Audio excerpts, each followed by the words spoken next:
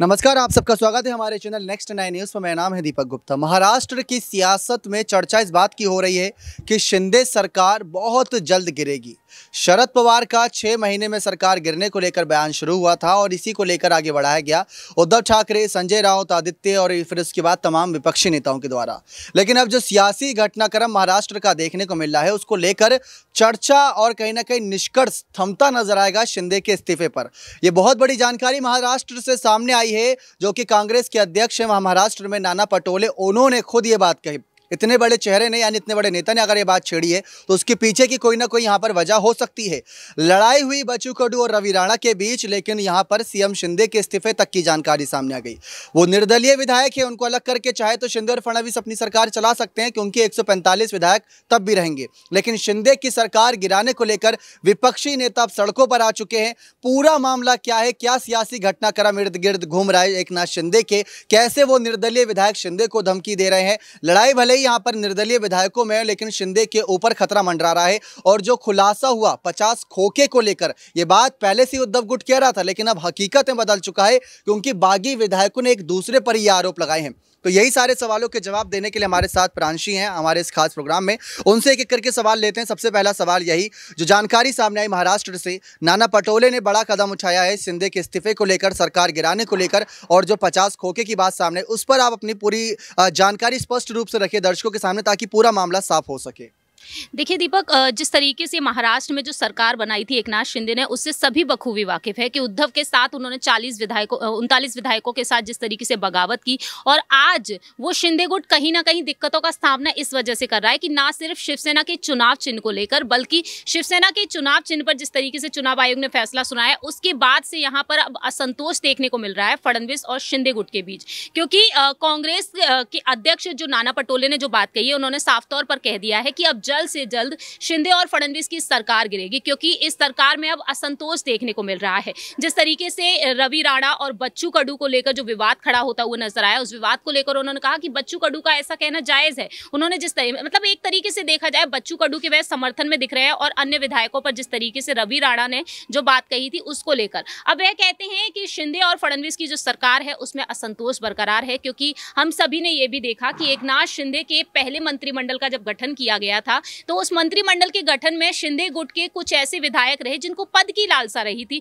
और वो पद उन्हें दिया तक नहीं गया। अब इंतजार किया जा रहा है दूसरे मंत्रिमंडल के गठन का। पहले मंत्रिमंडल का गठन जो हुआ था वो 40 दिनों बाद हुआ था, और दूसरे मंत्रिमंडल के गठन को लेकर यह दावा किया गया कि नवरात्रि के मौके पर कहीं ना कहीं हो सकता था, लेकिन नहीं किया गया। तो ऐसे में अब देखा जाए दूसरे मंत्रिमंडल के गठन का इंतजार किया जा रहा है। सुप्रिया सुले ने भी बात कही थी कि महिलाओं को जगह तक नहीं दी गई। तो यहाँ पर ऐसे तमाम सवाल खड़े हो रहे हैं, और इसी वजह से कहीं ना कहीं अब पार्टी में असंतोष देखने को मिल रहा है कि कहीं ना कहीं यहाँ पर देवेंद्र फडणवीस और पूरी की पूरी बीजेपी खेमे का दबाव जो देखने को मिल रहा है वो एकनाथ शिंदे के गुट पर देखने को मिल रहा है। तो एक तरीके से देखा जाए विपक्ष ने यह बात भी कही थी कि कहीं ना कहीं अब एकनाथ शिंदे अपना आत्मनिर्भर जो है वह खोते हुए दिखाई दे रहे हैं।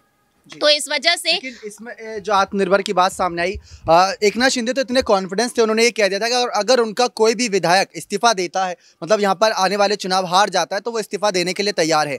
क्योंकि आदित्य ठाकरे और उद्धव ठाकरे की तरफ से लगातार यही कहा गया कि अगर आप सच्चे शिव सैनिक हो तो आज ही इस्तीफा दो और मध्य अवधि चुनाव का सामना करो।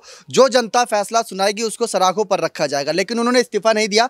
उन्होंने कॉन्फिडेंस में यही, बल्कि ओवर कॉन्फिडेंस में ये बात कह दी थी कि हमारा एक भी विधायक जो मेरे साथ बगावत में आया, आपको जानकारी दे दे, 40 करीब विधायकों की संख्या सिर्फ शिवसेना से थी, 10 से 12 निर्दलीय विधायक भी थे उसमें, और इसी के दम पर 164 का आंकड़ा फ्लोर टेस्ट में उनको हासिल हुआ था। तो उद्धव आदित्य की बात को ना मानते हुए शिंदे ने अपनी सरकार को कंटिन्यू रखा। लेकिन अब उन्हीं निर्दलीय विधायकों में से रवि राणा, जो कि सांसद नवनीत राणा के पति, उन्होंने ये बात कही कि इन्होंने 50 करोड़ रुपए लेकर कहीं ना कहीं सरकार का समर्थन करके यहाँ पर सरकार में आए। बच्चू कडू ये कह रहे हैं कि वो 20-25 साल के पुराने नेता हैं, उनकी छवि जनता के बीच अच्छी है, और ऐसे आरोप लगेंगे तो अपना इस्तीफा सौंप देंगे। इसी मामले पर लगातार सियासत की जा रही है। इस्तीफे को लेकर कयास उठाए जा रहे हैं, या तो विधायक इस्तीफा देंगे या तो फिर एकनाथ शिंदे को इस्तीफा देना चाहिए। लेकिन अचानक से नाना पटोले का यह कहना कि उनको बर्खास्त कर दिया जाए, सरकार बर्खास्त कर दी जाए, क्योंकि जनता की आंखों में धूल झोंक कर नोटों की चमक के सारे सरकार बनाई गई, इस पर आप क्या कहना चाहेंगे? देखिए, जिस तरीके से यहाँ पर नाना पटोले ने जो बात कही है, उनका सबसे बड़ा पॉइंट यही रहा कि अब पार्टी में असंतोष देखने को मिल रहा है, और इसी वजह से कहीं ना कहीं ये सरकार गिर सकती है।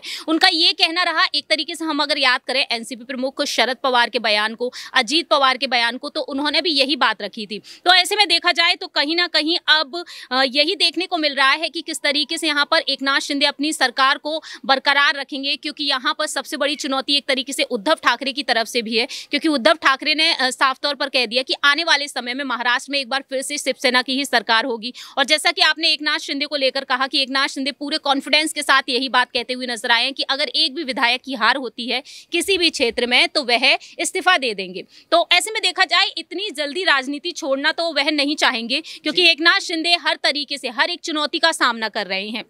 बात चाहे चुनाव चिन्ह को लेकर हो, बात चाहे यहाँ पर उनकी पार्टी के किसी भी विधायक को लेकर हो। तो फिलहाल देखा जाए एकनाथ शिंदे की सरकार तो गिरती हुई बिल्कुल भी नजर नहीं आ सकती, लेकिन विपक्ष का जो दाव है वह आगे भी हमें देखने को मिलेगा। देखिए, यहाँ पर आपने कहा शिवसेना की वापसी होगी, लेकिन शिवसेना के ज्यादातर विधायक तो अब शिंदे गुट में है। बाला साहेब जी शिवसेना के नाम से उन्हें पुकारा जाता है और उनकी दो तलवार एक ढाल इस समय कह सकते हैं। चुनाव चिन्ह बना हुआ है, मशाल का चुनाव चिन्ह उद्धव ठाकरे का है। चुनाव आयोग की लड़ाई जारी है, लेकिन इस बीच शिंदे गुट को लेकर बच्चू कडू ने बात कह दी थी कि अगर आज के समय में मतलब ज्यादातर जो निर्दलीय विधायक है वो इस समय फडणवीस का समर्थन कर रहे हैं। वो शुरुआत से बीजेपी का समर्थन करता है, ना कि शिंदे का या शिवसेना का। उनको बीजेपी पर भरोसा है। जैसे बच्चू कडू ने एक वक्त पर कह दिया था कि अगर आज शिंदे गुट चला भी जाता है तो उनको इतना फर्क नहीं पड़ेगा, क्योंकि 106 विधायक करीब बीजेपी के पास है ही, 10-12 जो निर्दलीय विधायक और 145 का आंकड़ा चाहिए होता है बहुमत के लिए, उसमें और विधायक बच्चू कडू कहीं ना कहीं से ले आएंगे, क्योंकि उनके पास इतना विधायकों का समर्थन तो रहता ही रहता है। रवि राणा का भी यही कहना है, वो सब निर्दलीय विधायक और कहीं ना कहीं से समर्थन ले आएंगे। तो उन्होंने ये कह दिया था कि शिंदे आज चले जाए, उनके विधायक आज चले जाए, उन्हें फर्क नहीं पड़ता, फिर भी फडणवीस की सरकार चलेगी। आज नहीं तो कल फडणवीस की सरकार अपने आप बन भी जाएगी, क्योंकि महाराष्ट्र में बीजेपी का दबदबा भी अब कायम है। और ये कई लोगों ने कहा कि शिवसेना के एकनाथ शिंदे का इस्तेमाल बीजेपी तब तक करेगी जब तक शिवसेना को खदेड़ ना दे बीएमसी चुनाव से, यानी बीएमसी चुनाव में शिवसेना जो 2 दशकों से राज करती आ रही है उनको ना हटा दे। तो इस पर आप क्या कहना चाहेंगे कि क्या सचमुच शिंदे घिरे हुए हैं,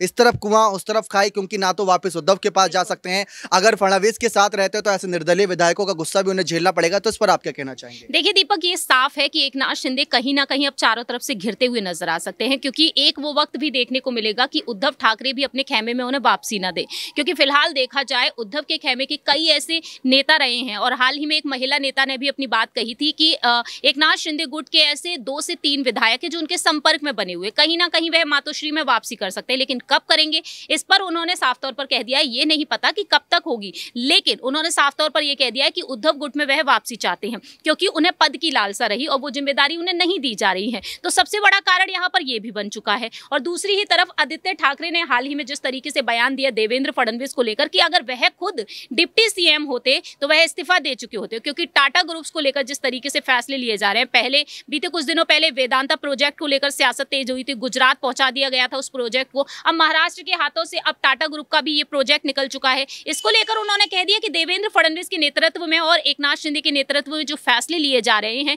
और जब ठाकरे की सरकार रही थी, महाविकास आघाड़ी की जब सरकार रही थी, तो हमारे फैसलों से सभी खुश थे। तो एक तरीके से देखा जाए हर एक फैसले को लेकर कहीं ना कहीं शिंदे और फडणवीस की सरकार को टारगेट बना लिया गया है। तो ऐसे में देखा जाए साफ तौर पर यहाँ पर सबसे बड़ी बात है यहाँ पर विधायकों की टूट। अगर वो टूट देखने को मिलती है तो कहीं ना कहीं एकनाथ शिंदे चारों तरफ से घिरते हुए बिल्कुल नजर आ सकते हैं। बहुत बहुत शुक्रिया तमाम जानकारी देने के लिए। लेकिन इस समय सबसे बड़ा सवाल जो बना हुआ है, क्या एकनाथ शिंदे अब सामने आकर इन विधायकों की लड़ाई में कोई बड़ा फैसला सुनाएंगे? क्योंकि नाना पटोले संग विपक्षी नेता तो जरूर आगे आएंगे, और आदित्य ठाकरे तो ऐसी ताक में रहते हैं, क्योंकि उनको जल्द से जल्द, उन्होंने तो आज ये भी कह दिया कि डिप्टी सीएम अगर मैं होता तो मैं इस्तीफा दे चुका होता। ये हकीकत है, जानकारी आपको मिली गई होगी चैनल के माध्यम से। लेकिन अब ये देखना दिलचस्प होगा कि महाराष्ट्र की सियासी सत्ता का खेल कहाँ पर जाकर रुकता है, इन विधायकों का गुस्सा कैसे शांत होता है, दूसरा कैबिनेट विस्तार कैसे होता है, बीएमसी चुनाव कैसे लड़ा जाता है, और लोकसभा चुनाव में जो मिशन 48 रखा गया उसमें शिंदे क्या साथ देंगे या वहां से अपने कदम पीछे करेंगे। क्योंकि एकनाथ शिंदे बीजेपी के साथ जुड़े हुए हैं और उद्धव और कहीं ना कहीं शरद पवार के खिलाफ नजर आ रहे हैं। अब देखना यह दिलचस्प रहेगा कि एकनाथ शिंदे का एज अ मुख्यमंत्री अगला कदम क्या रहता है, क्योंकि मुखिया वो हैं, फैसला उनको लेना, ना कि फडणवीस को। तो देखना बहुत दिलचस्प रहेगा क्या फडणवीस और शिंदे की लड़ाई की बात जो अभी तक विपक्ष करता है, क्या वो लड़ाई यहां से शुरुआत हो रही है? अगर हो रही है तो सरकार कितने दिन और चलती है? अपने राय कमेंट सेक्शन में जरूर रखिएगा। बहुत बहुत धन्यवाद।